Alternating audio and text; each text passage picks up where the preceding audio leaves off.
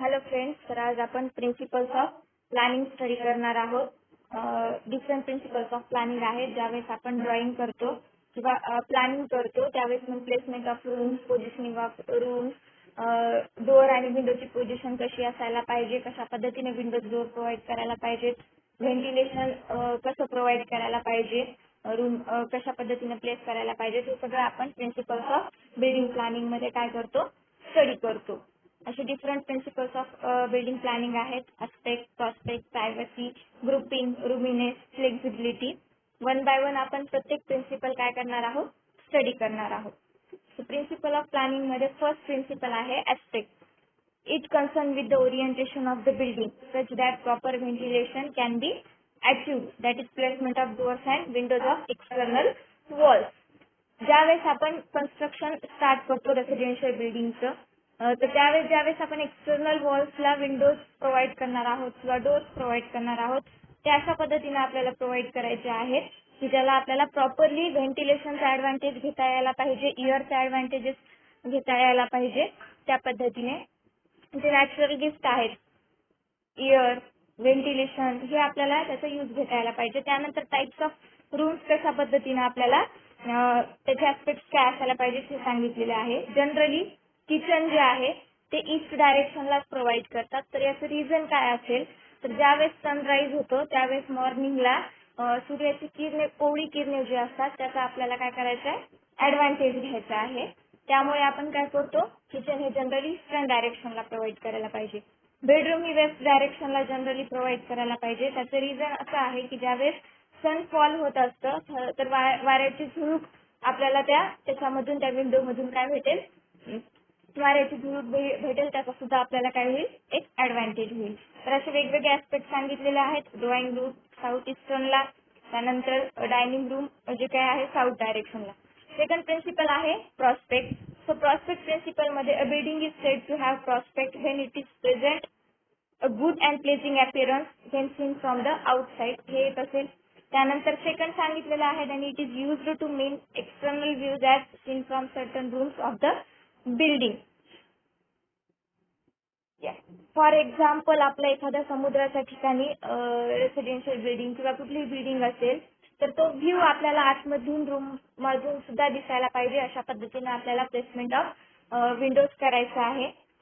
Next असं आहे prospect principle. It also include the concealment of some undesirable views in given outlook. Means एखादा undesirable view असेल त्या ठिकाणी आपण प्लेसमेंट ऑफ विंडोज प्रोव्हाइड नाही केली तर ते आपल्या हेल्थसाठी सुद्धा चांगलं आहे आणि टोटल एन्व्हायरमेंट सुद्धा चांगला आहे. एखादा व्ह्यू जो आपण तो व्ह्यू चेंज नाही करू शकत, अनडिझायरेबल व्ह्यू, तर त्या ठिकाणी आपण टोटल वॉल कन्स्ट्रक्ट करायची, त्या ठिकाणी प्लेसमेंट ऑफ विंडो नाही करायची. हे आपल्या प्रॉस्पेक्ट प्रिन्सिपल मध्ये सांगितलेलं आहे.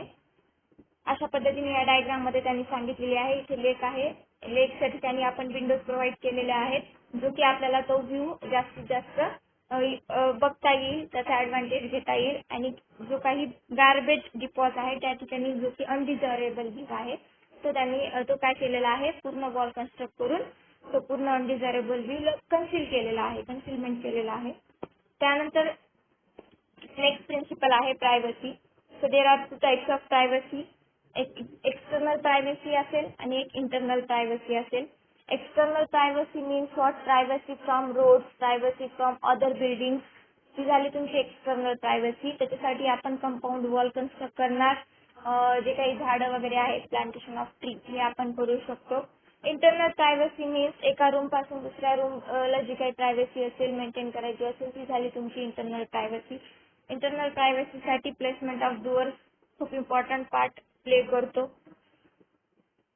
ही डायग्राम आहे. या डायग्राम मध्ये हाऊ टू मेंटेन प्रायव्हसी, कशा पद्धतीने प्लेसमेंट ऑफ डोअर्स केल्यावर जास्तीत जास्त प्रायव्हसी मेंटेन राहील हे सांगितलेलं आहे. सेंटर मध्ये जर तुम्ही डोअर प्रोव्हाइड केले तर खूप जास्त एरिया एक्सपोज होईल. त्यापेक्षा कॉर्नरला जर तुम्ही डोअर प्रोव्हाइड केले वॉलच्या साईडला तर ते तुमच्या प्रायव्हसीसाठी खूप जास्त युजफुल असेल. ही इंटरनल प्रायव्हसी तुम्ही अशा पद्धतीने मेंटेन करू शकता. त्यानंतर नेक्स्ट प्रिन्सिपल आहे grouping. So grouping means position of various room in related position so that all the rooms are placed in proper correlation of their function. Grouping means what, suppose आता kitchen सोबत आपण dining जर combine केलं तर ते असेल तुमचा principles of grouping. जर 2 रूम एका ठिकाणी आपण कंबाईन करू शकतो तर ते प्रिन्सिपल असेल तुमचा ग्रुपिंग हा प्रिन्सिपल. अशा पद्धतीने त्यांनी सांगितलेलं आहे. Arrangement of various rooms in relation with their function ही असेल प्रॉपर ग्रुपिंग. ही आहे इम्प्रॉपर ग्रुपिंग. प्रॉपर ग्रुपिंग मध्ये जर तुम्ही बघितलेलं असेल लिव्हिंग रूम, किचन आणि डायनिंग कंबाईन केलेला आहे. बेडरूम, डायनिंग, लिव्हिंग रूम यांच्या साईडला वॉटर क्लोसेट आहे त्याचा यूज करता येईल. इम्प्रॉपर ग्रुपिंग मध्ये तसं नाहीये. So grouping it is very important principles in planning. Next principle आहे roominess. रूमिनेस refers to an arrangement of getting the maximum advantages from the minimum or limited dimension of a room. The space must be utilized economically, make the room rectangular. Roominess means principle हा असा आहे, एखादी room जर square असेल, square आणि rectangular same डायमेन्शनच्या rooms असतील तर rectangular रूमचे डायमेन्शन्स आपल्याला जास्त वाटतील. Means what, arrangement of getting the maximum advantage from the minimum or limited dimension of room. हा असेल तुमचा प्रिन्सिपल ऑफ रूमिनेस. अशा पद्धतीने सेम डायमेन्शन्स आहे परंतु जर स्क्वेअर रूम जर बघितली त्याच्यापेक्षा रेक्टँग्युलर रूमचा एरिया काय वाटतो, जास्त वाटतो, मोर एरिया अवेलेबल आहे. हे झाला तुमचा प्रिन्सिपल ऑफ रूमिनेस. नेक्स्ट प्रिन्सिपल आहे flexibility. Flexibility means planning rooms in such a way that though originally designed for a specific purpose may be used to serve other overlapping purposes as when desired. Middle class लोकांसाठी हा खूप useful principal आहे flexibility. Flexibility means काय असेल, आज एखादी room आपण construct केली, नंतर फ्युचरमध्ये 4-5 वर्षानंतर आपण तीच रूम काय करणार आहोत, चेंज करणार आहोत. फॉर एक्झाम्पल एखादी स्टडी रूम आहे ती नंतर तुम्ही स्टोअर रूम म्हणून यूज करणार. फ्लेक्झिबिलिटी रूम काय करणार, तुम्ही चेंज करणार. तर हे आपण 6 प्रिन्सिपल्स ऑफ प्लॅनिंग आज स्टडी केलेले आहेत. रिमेनिंग 6 प्रिन्सिपल ऑफ प्लॅनिंग आपण आपल्या नेक्स्ट व्हिडिओमध्ये बघूया. फर्स्ट प्रिन्सिपल्स आपण बघितला ऍस्पेक्ट, जो की वेगवेगळ्या एक्सटर्नल वॉलला पोझिशनिंग ऑफ डोअर्स, विंडोज याच्या रिलेटेड आहे. प्रॉस्पेक्ट प्रिन्सिपल्स मध्ये आपण बघितलं, प्रॉस्पेक्ट मध्ये जो काही नॅचरल व्ह्यू आहे त्याचा ऍडव्हान्टेज घेणे आणि अनडिझायरेबल व्ह्यू आहे ते कन्सिलमेंट करणे. त्यानंतर थर्ड प्रिन्सिपल्स आपण बघितलेला होता privacy. So there are 2 types of privacy, external privacy and internal privacy. Privacy, how to maintain privacy by maintaining the position of doers. त्यानंतर नेक्स्ट प्रिन्सिपल आपण बघितला ग्रुपिंग.